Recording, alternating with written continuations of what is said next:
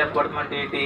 మృతుల్లో నుండి లేపబడటం అంటే ఏంటంటే నీవు కూడా సజీవుగా లేపబడతావు. యేసుక్రీస్తు సమాధుల నుంచి ఎలాగైతే లేపబడ్డాడో అలాగే మనము కూడా లేపబడతాము, సజీవులమై ఆయన కుడిపార్శ్వమున మనం కూర్చోగలుగుతామని నమ్మిన ఎడల మారు మనసు అంట. మారు మనసుకు రెండో ఉదాహరణ ఏంటంటే, మూడో ఉదాహరణ అంట, యేసుక్రీస్తు మరణాన్ని ఎలాగైతే జయించాడో, యేసుక్రీస్తు మరణాన్ని అయితే ఎలాగైతే జయించాడో మనము కూడా అలాంటి మరణాన్ని జయించగలుగుతాం అనేటువంటి విశ్వాసం ఉండాలట. అది మారు మనసుకి మూడోదిగా దేవుడి యొక్క లేఖనము సెలవిస్తుంది.